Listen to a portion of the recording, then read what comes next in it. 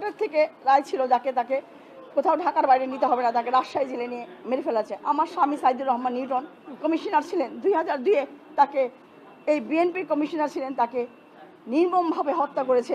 এতজনের মাঝখান থেকে তুলে আনা হয়েছে, মনোনীত করা হয়েছে শুধুমাত্র নারীর অধিকার আমরা দেখব, এইটা কিন্তু নয়। আপনি যদি হসপিটালে যান, সেখানে একটা সুস্থ মানুষ গেলেও অসুস্থ হয়ে যায়, পড়ালেখার কোনো পরিবেশ নেই স্কুল কলেজগুলোতে। তো সব মিলিয়ে আসলে প্রত্যেকটা প্রতিষ্ঠান একটা ভঙ্গুর পরিস্থিতিতে আছে। জনগণের উন্নয়ন, বৈষম্য বিরোধী সকল রকম, আর এতদিন 17 বছর যারা নির্যাতিত নিপীড়িত সাধারণ মানুষ যেখানে না খেয়ে মরছে, সবাইকে আজকে একটা সমানভাবে নিয়ে আসার জন্য এই সরকার প্রতিজ্ঞাবদ্ধ। হালিমা আলী, আমি এর আগে 8ম সংসদে ছিলাম। তো মহান রব্বুল আলমিনের কৃতজ্ঞ যে তিনি এবারও আমাকে এই জায়গায় সম্মান দান করেছেন। সেই সঙ্গে সাংবাদিক ভাইদেরকেও অসংখ্য ধন্যবাদ। আপনাদের আমার অনেক গ্যাপ রয়েছে, যে কারণে আমি মনে করলাম যে আজকের ইন্টারভিউটা দেওয়া দরকার। আমি ইতিপূর্বে আমি বেগম বদরুন্নেসা কলেজের ভিপি ছিলাম। তো যেহেতু একটি মহিলা কলেজের ভিপি ছিলাম, সেহেতু নারীদেরকে নিয়ে কাজ করেছি। আমি মহিলা দলের সহ সভানেত্রী, সেই হিসেবে মহিলা দলে কাজ করে যাচ্ছি। আজকে শুধু আমি বলবো যে আমাদেরকে এই 36 জনকে বাছাই করা হয়েছে এবং এতজনের মাঝখান থেকে তুলে আনা হয়েছে, মনোনীত করা হয়েছে শুধুমাত্র নারীর অধিকার আমরা দেখব, এইটা কিন্তু নয়। বাংলাদেশের শিশু, যুবক এবং আপামর নারীর উপর নির্ভরশীল। একটি পরিবার নির্ভরশীল থাকে একটি মায়ের উপরে। একটি মা যদি সুন্দর সুস্থ সন্তান দান করে, সেই সন্তানকে সেইভাবে মানুষ করতে পারে, তাহলে আগামীর ভবিষ্যৎ হয়, বাংলাদেশ এগিয়ে যায়। সেই জন্য বলবো যে নারীকে যে করেই হোক শক্তিশালী করতে হবে। নারী শক্তিশালী হলে বাংলাদেশ এগিয়ে যাবে, এই কথাটা মর্মে মর্মে উপলব্ধি করেছিলেন বেগম খালেদা জিয়া। আজকের দিনে তার প্রতি অসংখ্য কৃতজ্ঞতা জ্ঞাপন করছি এবং তার রেখে যাওয়া অসমাপ্ত কাজ, নারীকে এগিয়ে নেওয়া, নারীর শিক্ষা অবৈতনিক করা, নারীকে সর্বোচ্চ শিখরে পৌঁছে দেওয়া, নারীকে সমান অধিকার দেওয়া, যেটা সংবিধানে ছিল 27, 28, 29, মানুষ হিসেবে সমান অধিকার নারীর, সেই জায়গাগুলোকে সোচ্চারভাবে কাজ করবে এবং আইন প্রণেতা হিসেবে যেই যেই জায়গাগুলি দুর্বলতা আছে, আমি একজন অ্যাডভোকেট হিসেবে ওই জায়গাগুলিকেও আমি মনে প্রাণে দেখব এবং সমৃদ্ধির জন্য যা যা লিঙ্কেজ আছে সেইগুলি উত্তরণ ঘটাবো বলে আমি নিজেই কিছু বিল উত্থাপন করব, এটা আশা রাখি। আপনারা অসংখ্য ধন্যবাদ।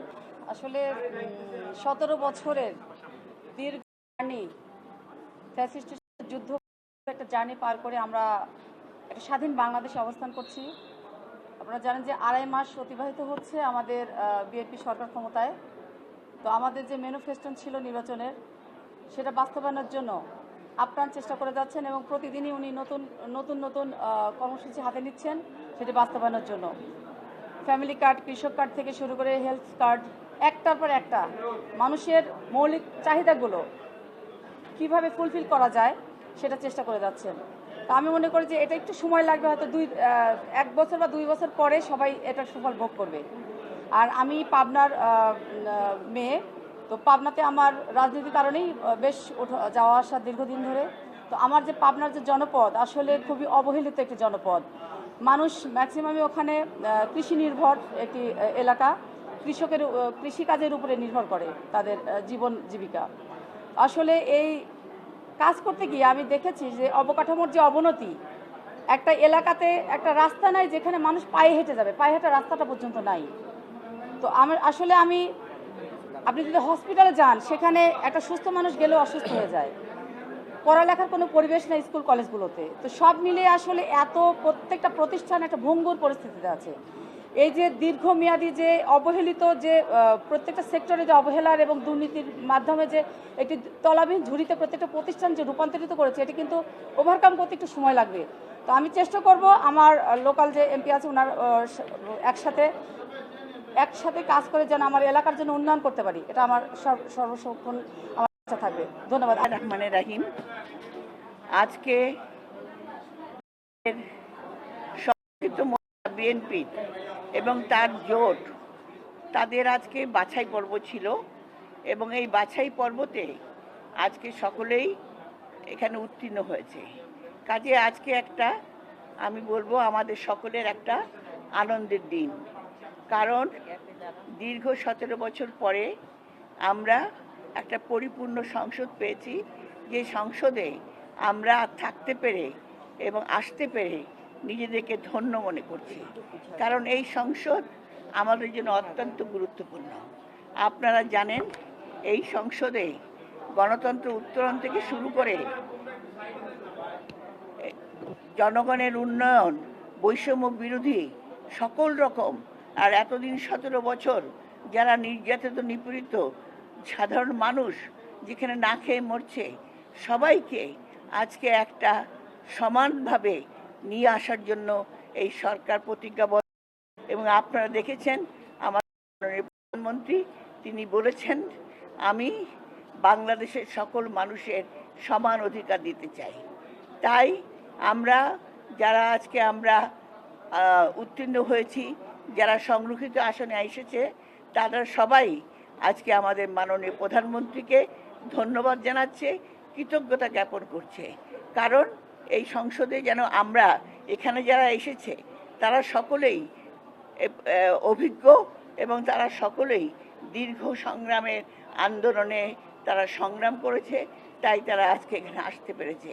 এবং আমরা আশা করব আমাদের এই সংরক্ষিত মহিলা আসনে যারা এসেছেন তারা পার্লামেন্টে ঠিক তাদের ভূমিকা রাখবেন, যে ভূমিকা এখন বর্তমানে বাংলাদেশের জন্য প্রয়োজন। জনগণের উত্তরণ থেকে শুরু করে উন্নয়ন থেকে শুরু করে বাংলাদেশের সমৃদ্ধ বাংলাদেশ হিসেবে গড়ে তোলার জন্য আজকে আমরা প্রতিজ্ঞাবদ্ধ। আমরা আশা করি সেই লক্ষ্যে কাজ করতে পারব। ধন্যবাদ সবাইকে। রহমান রাহিম, আমি ফেরদৌসী আহমেদ মিষ্টি। আমি প্রথম রব্বুল আলমিনের কাছে শুকরিয়া আদায় করেছি আজকে আমাকে এখানে দাঁড় করেছে। আমি ধন্যবাদ জানাচ্ছি আমার চেয়ারম্যান বর্তমান প্রধানমন্ত্রী তারেক রহমানকে। আমি রব্বুল আলমিনের কাছে দোয়া করছি আমাদের দেশনেত্রী বেগম খালেদা জিয়া 3 বারের প্রধানমন্ত্রী, তাকে জান্নাতুল ফেরদৌস দান করুন, এবং প্রেসিডেন্ট জিয়াউর রহমান গণতন্ত্রের প্রবক্তা, তাকেও আল্লাহ দান করুন। আমি আজকে এখানে দাঁড়িয়ে আমার একটা জিনিসই মনে হচ্ছে, আমার ভাই নাসিরউদ্দিন আহমেদ পিন্টু এই সুদিনে সে আমার পাশে নেই।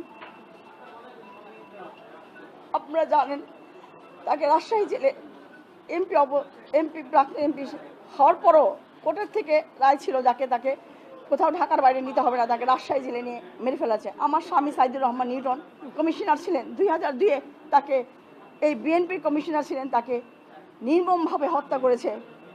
আজকে যারা আমার প্রিয়জন আমার পাশে নেই, রব্বুল আলামিনের কাছে দোয়া করি আল্লাহ যাতে ওনাদের জান্নাতুল ফেরদৌস দান করেন।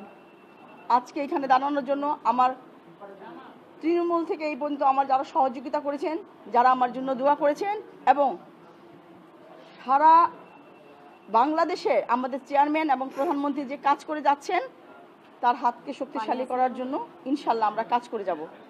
ধন্যবাদ সবাইকে। আসসালামু আলাইকুম। কৃতজ্ঞতা প্রকাশ করছি আমাদের মাননীয় প্রধানমন্ত্রীর কে এবং আমাদের যে সমস্ত নীতি নির্ধারকরা আছেন তারা আমাদেরকে প্রায় 36 জনের মধ্যে মনোনীত করেছেন, এবং আজকে আমরা বৈধ হয়েছি। আপনারা শুনতে পেয়েছেন। আপনারা দোয়া করবেন আমরা যেন যেই উদ্দেশ্যে আমাদের মাননীয় প্রধানমন্ত্রী এবং আমাদের নীতি নির্ধারকরা আমাদেরকে দায়িত্ব দিয়েছেন, আমরা সেই দায়িত্ব যেন পালন করতে পারি, অর্থাৎ আমরা মানুষের কল্যাণে যেন কাজ করতে পারি। বিশেষ করে পিছিয়ে পড়া যে জনগোষ্ঠী নারীরা আছে, আমরা যেহেতু নারী, আমরা নারী হিসাবে সেই জায়গাটা সবচেয়ে বেশি কাজ করতে চাই। আপনারা জানেন বাংলাদেশে নারীদের অসংখ্য সমস্যা আছে। আর একটা বিষয় হলো যে আমরা সমান অধিকারের কথা বলি, কিন্তু অনেক দল আছে যারা আমরা দেখেছি সাধারণ আসনে কোনো নমিনেশন দেওয়া হয় নাই। আমরা জানি যে জুলাই সনদে আমাদের মাননীয় প্রধানমন্ত্রী বলেছেন জুলাই সনদ অক্ষরে অক্ষরে পালন করবে। আগামীতে সরাসরিতেও যাতে নারীরা অনেক বেশি অংশগ্রহণ করতে পারে সেই ব্যাপারেও আমরা আশাবাদী। এবং সর্বশেষ আমি বলবো আপনাদের সাহায্য চাই, আপনাদের সমর্থন চাই। আমরা সততার সহিত স্বচ্ছতার সহিত ইনশাআল্লাহ আগামী দিনে কাজ করে যেতে চাই।